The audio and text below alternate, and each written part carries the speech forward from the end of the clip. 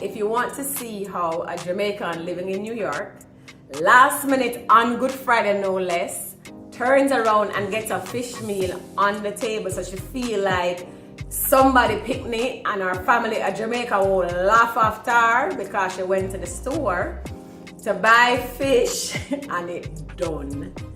Keep watching this video because this meal is about to be lit. So here I'm going to show you real quick the main ingredients. As you know, there's going to be some seasoning and some stuff going on, but here I have some Bammy I had in the freezer.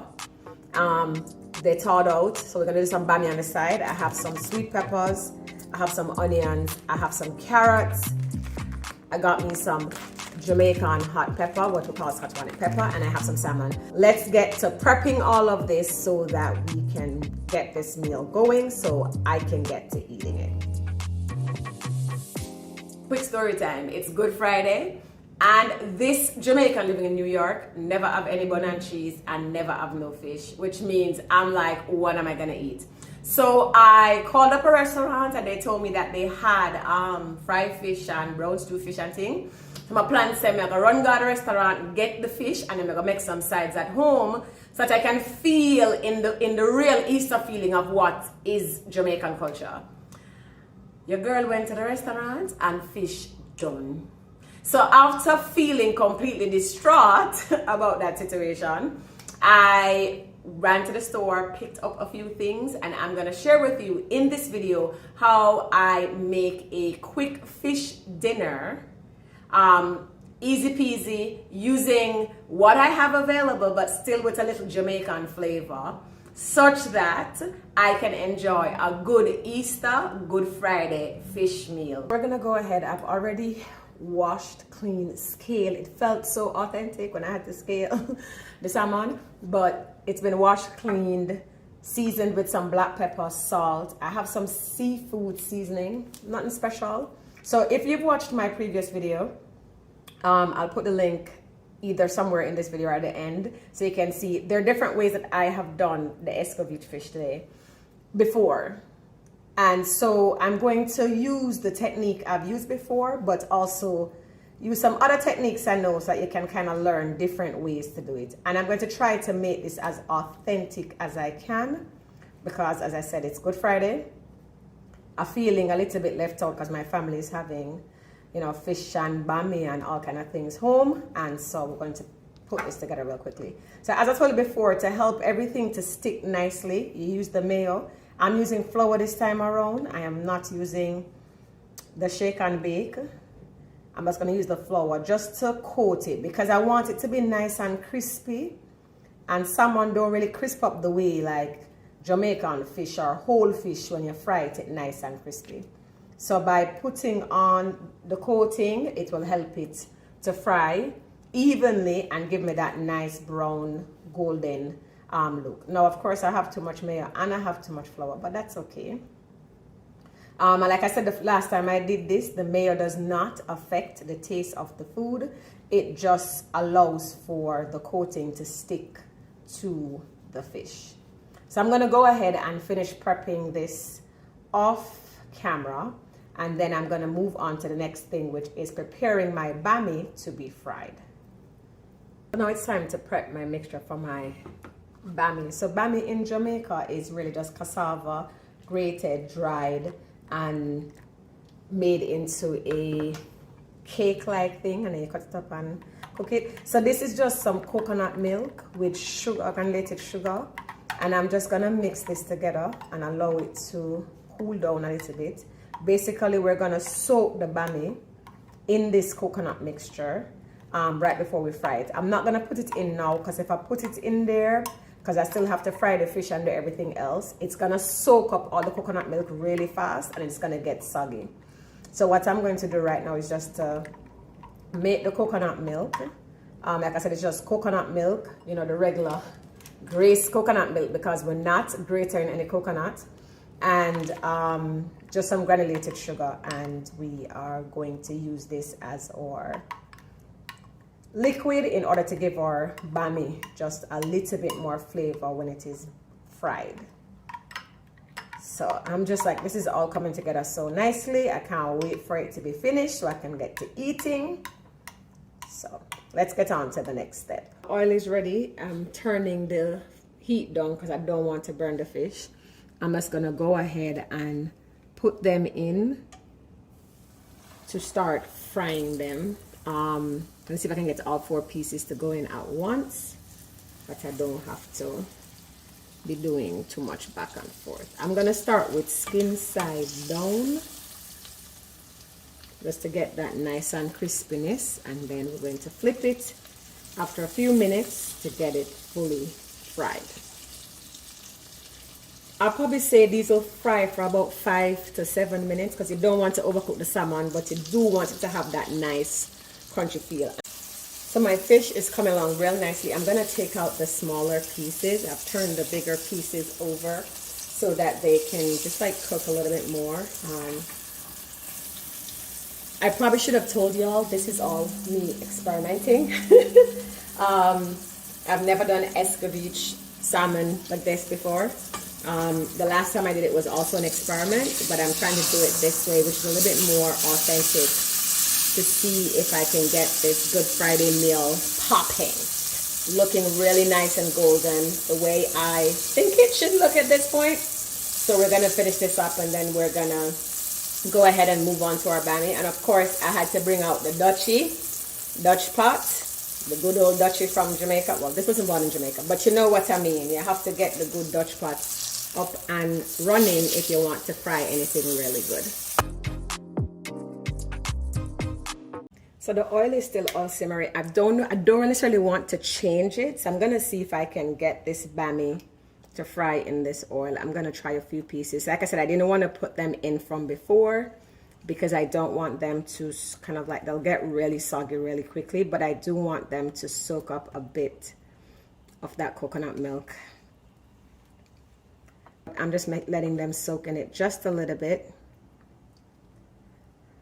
We're gonna shake it off, and then we're gonna pop this in there to see how that goes. And if it doesn't come out really nicely, if the oil is too hot or the oil is too dark, I'll just go ahead and change it. So I'll test with one and I'll see what happens with the rest of them. In the meanwhile, I'll go ahead and prep the rest of my Bammy pieces in my coconut milk.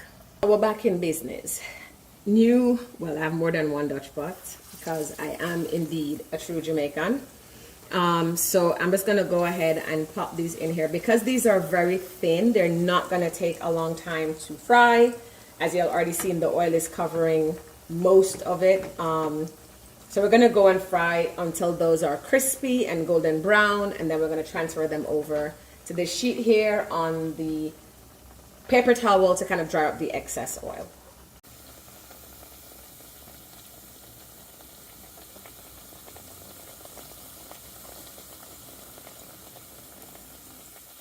So the second batch is in, similar to what I was afraid of with the coconut milk. It also sucks up all of the oil out of the pan. But it's okay, it's almost done. There's enough oil in the actual Bammy to keep it frying and cooking all the way through. We are almost to the finish line. So we're on to the final step. We're gonna go ahead and add some oil. I'm just gonna use the same pot I just did the Bammy's in. I'm going to add some oil. I already have everything cut up here. I'm gonna put my carrots in first because I want those to cook. They're kind of cut small already, but I really want them to start to saute a bit. Let me turn the flame down. I want them because the other stuff will soften a lot faster than the carrots. So I'm gonna put the carrots in first. Get that to saute just a little bit. And then I'm going to go ahead and add in the rest of the things. The onion, the sweet pepper, the pimento seed, and of course the Scotch bonnet pepper. If you realize I have not used my lovely red pepper chili flakes because I do believe that this Scotch bonnet pepper should do the trick. And if it doesn't, I know how to prep it up in the end. So we're going to go ahead and just get that to start to saute and soften up a little bit in the pot. We've had this going for a few minutes. It's just maybe a minute or two. Just allow that carrot to start cooking. We're just gonna go ahead and put everything else in the pot. There's no method to the madness. Just get everything in there.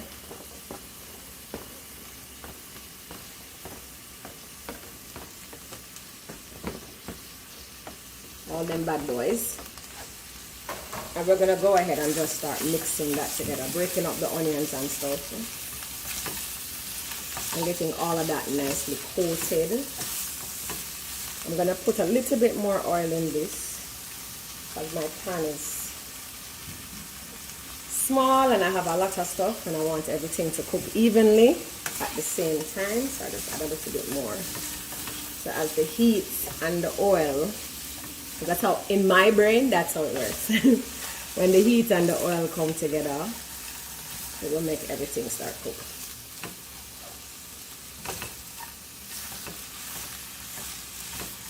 While that it's doing its thing, I'm gonna sprinkle just a little bit of black pepper on this, just to season it up a little bit. You don't want it to be fresh, you know.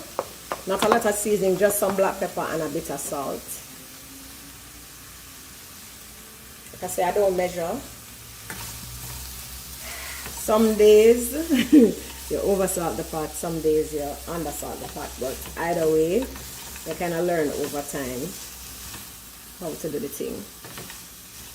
And so we're just going to allow this to cook and keep sauteing, just keep mixing it around. I'm going to give it like another minute or so, and then I'm going to add a little bit of water, and then I'm going to show you the secret to what Jamaicans, well, I'll just tell you now. The secret is vinegar. So we're going to, after once this is kind of sauteed with the oil and the seasoning and it's starting to cook, we're going to tip a little bit of water in there to help it to cook, and then we're going to add vinegar, because the vinegar is what's going to give it that nice tangy taste and really make it authentic Escovitch topping. This is looking so nice and colorful. This is going to be one of the best parts of the meal, and I did a lot. I have way more than I need to, but I actually like eating this, so this is going to be my veggies on the side of this meal today, and it's going to be amazing. I can already taste it because everything smells so good in the kitchen. So I added in the water and it's coming down nicely. I don't want it to get too soft because I still want it to be crunchy. So just a minute, it's been coming down nice and soft, because you see, the thing is, you make it now, but once you leave it overnight, it's gonna start to get even softer. So you don't want to cook it down too much at this point. I'm gonna go ahead now and add in my vinegar. It's the same vinegar that you use, or that I use to wash my chicken, and to the other things in the, around the kitchen when I'm making different meals. And so there it is. I'm going to add a little bit more vinegar. Like I said, most things I do I do just based on eyeballing it and seeing how things look. This is looking so nice and juicy. I'm gonna go ahead and turn the stove down on this and just leave this for like a minute or two, so that everything can just soak up all of the goodness of the vinegar. And I'm gonna tip a little bit more water.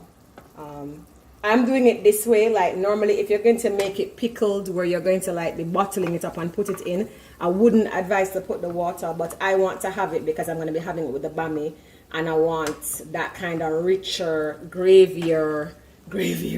richer gravy, you know, kind of thing going on with my Bammy and my fish. So I like to do it this way, because I could put this over some rice and peas with nothing else but the fish and some rice and peas, and it would be good. No other gravy needed. And so I'm gonna leave that. It's already been a couple of minutes, and just give it another minute or so, and then I'm gonna turn this off, and it's gonna be time to eat.